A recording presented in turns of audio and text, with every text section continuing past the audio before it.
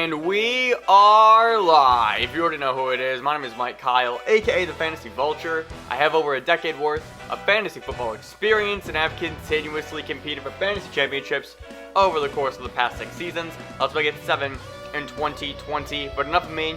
I'm here for you. On today's episode of the FB Show, we are going to continue our Week 4 game previews, breaking down every single Week 4 matchup, all through the lens of fantasy football. Up next, the Jacksonville Jaguars versus Cincinnati Bengals. If you're excited for this game preview, be sure to hit that like button down below like an open receiver downfield. Also, smash that subscribe button like a power running back up the middle so you never miss a video from me. Last but not least, you can follow me on all social media platforms at FFVulture. Let's get right into it. The Jacksonville Jaguars taking on the Cincinnati Bengals in Cincinnati. The over-under for this game is 49 points. Decently high for two teams that are admittedly not great, but they're not great, but they aren't terrible either. It's this really weird middle ground for each of them. The Bengals are 0-2-1, and the Jags are 1-2, and both teams have been able to move the ball pretty well offensively, all things considered. So let's dive right in to some game notes, shall we? My biggest question for the Jags is, how are they going to bounce back against Thursday night's letdown versus the Dolphins, right? That was a game where everybody, including myself, was saying you need to play Gardner Minshew, you need to play Laviska Shenault, you need to play Keelan Cole, and nothing happened, right, in that game, except if you played James Robinson, who was great in that contest. But Minshew busted in a way that I think people are going to be burned and scared by moving forward. And that's a very interesting place to be at, I think. Even as somebody who owns Minshew, I'm starting him this week because the Steelers and Titans game has been postponed, so I can't play Tannehill, and I also can't play Derrick Henry. That's a conversation for another day. So I'm in a position where I'm starting Gardner Minshew in this matchup. I feel fine about it, but even still, knowing the burns that came with last week, I think it's definitely giving myself and maybe some other people some pause and some cause for concern. Joe Burrow, number 1 pick out of LSU, is still looking for his first career win.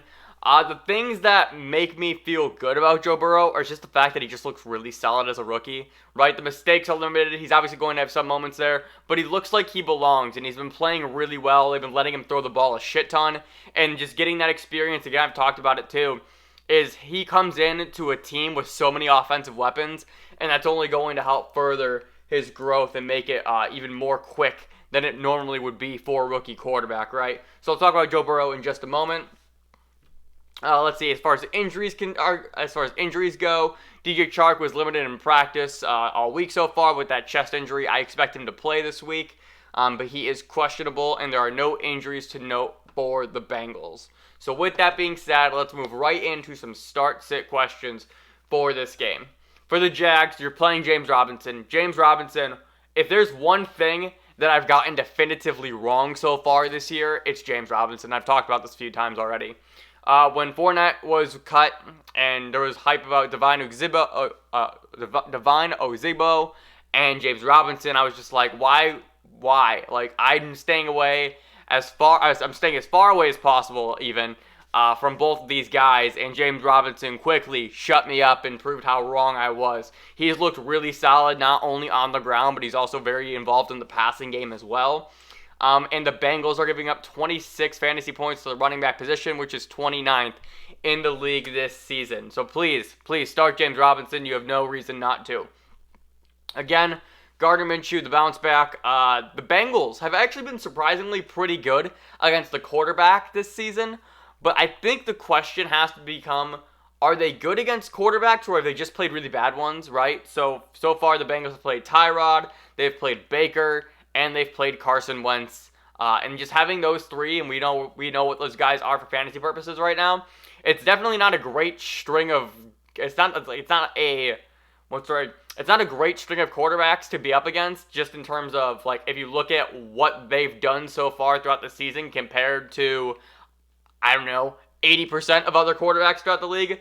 Those names are not sexy for fantasy. So I'm not sure if the Bengals defense is better than I thought it was, or if they just haven't played anybody at the quarterback position. I actually think this game is going to be one of the better indicators of that. Not saying that Gardner is some world burner by any means, but we do know that Gardner has the ability to put points up on the board.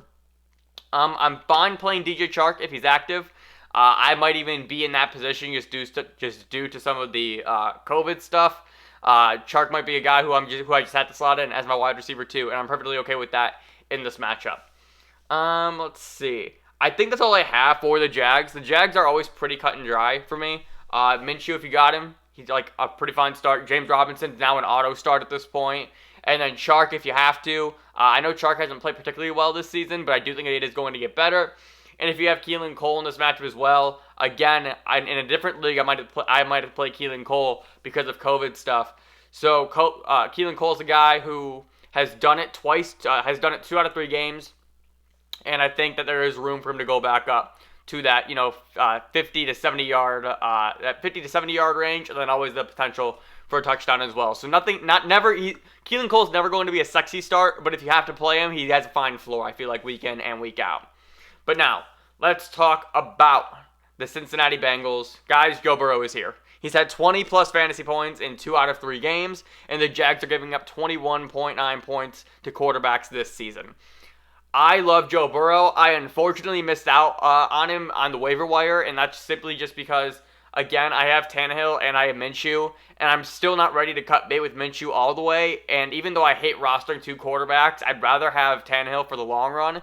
So I'm just in this awkward spot where I was really looking to try and pick up Burrow because I already believe in what he's been doing. Again, we'll go through the stats in just a moment, but they are really impressive. But I just wasn't able to find the roster flexibility that I needed to in order to get him. But if Joe Burrow is on your waiver wire, and let's say you have a Carson Wentz, Baker Mayfield, who's been another struggling quarterback, even Matt Stafford to a degree, Burrow might be a guy that you can pick up and start automatically. Going over Burrow's stats once again, the big thing for me is really the volume, right? So 36 attempts, 61 attempts, and then 44. He's completed 23, 37, and 31 of those. So the completion percentage is relatively high. It's about 70% or so. Obviously, at 50% or that, I think he was at like 60% in week 2 against the Browns, and that is going to tank it. But it is what it is, right? The yardage is there, 300 yards in 2 out of 3 games, and he's also thrown 5 touchdowns in the past 2 weeks. He's balling out right now, so I'm really excited for Burrow going forward the rest of the season. Now, a player that somebody, and I know people, it's just not even somebody, it's really everybody. Everybody that owns Joe Mixon is freaking the fuck out right now. And Joe Mixon is one of my favorite candidates to go out and trade for.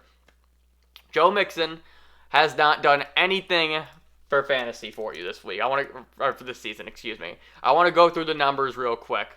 In half-point formats in week 1, 4.6 points. In week 2, 10.6. And then in week 3, 7.5.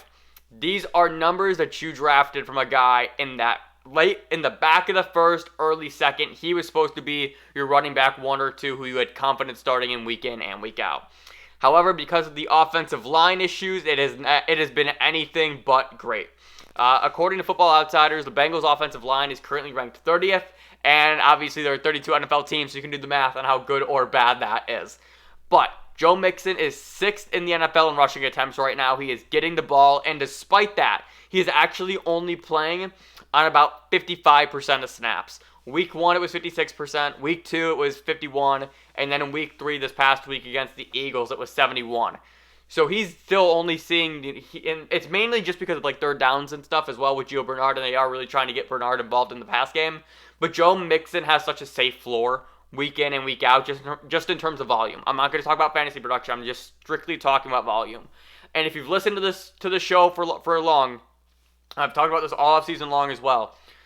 Fantasy is a game of talent and opportunity, and that's a quote that I'm stealing from the footballers. It's something that I have.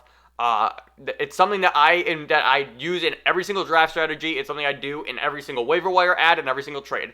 I want to get the guys who have guaranteed volume because the volume is probably worth the most when it comes to fantasy, right? If you don't get the ball, you can't put up fantasy points. And the more times you get the ball, the more odds and the better likelihood you have of scoring. So, with Mixon, 6th in rushing attempts. Those numbers are 19 attempts, 16, and 17. That's great volume for a running back. And then also, we have to remember this. He signed a 4-year extension this offseason, which means he is part of the Bengals' plans moving forward, which means they're going to continue to give him the football. They have no reason not to. The big thing here, I think, with Mixon, though, is that he just hasn't found the end zone, right? And what we've seen from this Bengals offense so far through 3 weeks is that they are able to move the ball, right? We saw T Higgins score twice. We've seen Tyler Boyd put up monster yardage numbers. It's just this team can move the ball. Burrow, obviously, like I said, has scored a total of 6 touchdowns. So we know that they have the ability to get into the end zone. It just hasn't happened for Joe Mixon yet, but it's going to. So all of that being said, Joe Mixon is one of my biggest trade targets as of right now. I just put out an offer for him in my other league. I acquired him a few days ago in a different league. I'm all in for Joe Mixon. People are going to panic, and that's fine. But if you can weather out the storm, I think Joe Mixon is going to be very, very valuable as we progress throughout this season. But let's say you want to get off this ride and you want to get off the roller coaster. What can you do with Mixon? Who can you trade him for? There are really 3 names that come to mind. First off is Raheem Mostert. I think you're able to get Mostert at that price because of the injury. You might have to wait just a little bit because you might have to wait until you're able to play Mostert, because of that knee injury. But I think once Mostert gets back, he's obviously going to retake that role in the 49ers offense. So I like Mostert. I also like Le'Veon Bell, and it's a little bit of the same story with Mixon. It's just that the volume is going to be there once Bell comes back off of that hamstring injury in week 5. So I'm ready if you want to make that move. Now, granted, like that, in my head at least, that kind of seems like a lateral move going from Mixon to Bell.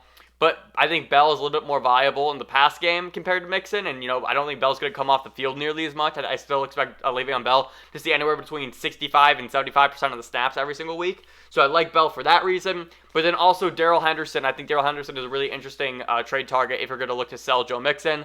And that really is just banking on the fact that Henderson is going to be the guy in Los Angeles. And we've seen what he's done throughout the past 2 weeks, and if that continues, especially with Malcolm Brown battling that pinky injury, and then Cam Akers battling the rib injury, and just them trying to find and establish some sort of synergy between those running backs, I think Darrell Henderson has the opportunity to really be a. I think he also finishes as a low end running back too, but I think there is room for him to finish in that top 15 territory. So Darrell Henderson is another guy who I would consider trading Joe Mixon for. And honestly, you might be able to get more. If you offered Mixon for Henderson plus what, I think that becomes a very interesting conversation as well. So, other Bengals players that I want to talk about real quick. Is this the last chance that you are giving AJ Green? That's a personal question. For me, I'm still a believer in AJ Green. He's had 6 red zone targets, but 0 touchdowns. That's according to PFF. So we've seen so far through 3 weeks that AJ Green is still getting the ball. He's still being targeted, right? It's just he hasn't been able to convert those targets into anything, and that really is the unfortunate thing right now. I also think that AJ Green is a pretty good buy low candidate right now, just because I do know a lot of fantasy managers are currently tilting over his production. And so if you are able, like for example, right, if you were to trade Joe Mixon and you need a wide receiver, you could probably go get AJ Green for Joe Mixon. Now, do I love that trade? Not necessarily, because running backs win you championships, but I do think that you are able to get AJ Green at a pretty good price right now, all things considered. You're starting Tyler Boyd in this matchup. Everything that I said about Burrow targeting the slot at a hyper rate at LSU has translated over to the NFL with Tyler Boyd. He had 13 targets last week, so I'm really excited about Boyd moving forward as he progresses throughout the season with Burrow. And then the final question that I have for the Cincinnati Bengals is T Higgins legit? I love T Higgins. I've talked about this all offseason long. I've talked about it during game recaps, how much I love T Higgins. T Higgins coming out of Clemson felt like they were drafting the next AJ Green to supplement AJ Green. And we saw that last week, right? T Higgins had 9 targets, caught 2 touchdowns, was getting red zone work as well. I'm really excited for what he can do as he progresses with his chemistry with Joe Burrow. And it turns out that because A.J. Brown is not playing because of COVID and that knee injury, and Juju Smith-Schuster is not playing because of that COVID game, and Calvin Ridley is now questionable with an ankle injury, it looks like I'm starting T. Higgins this week in my Dynasty League, and I'm actually really excited about that. I've talked about it before. I was able to finesse T. Higgins in that league, And as I've said, he was my number 10 prospect coming into this draft class, and I was just totally in love with him. And now I'm so excited to be able to put him into my line to see what he can actually do on my fantasy team and get the validation and the fantasy points from being correct on T Higgins. But that's going to do it for my Jacksonville Jaguars and Cincinnati Bengals game preview. If you enjoyed, be sure to leave a like and subscribe down below. Try to do this for every single week for a game. Link to those will be up here. You can also follow me on all social media platforms at FFVulture. Again, thank you so much for watching. Remember, people come and go, but fantasy championships are forever, and I will see you in the next video.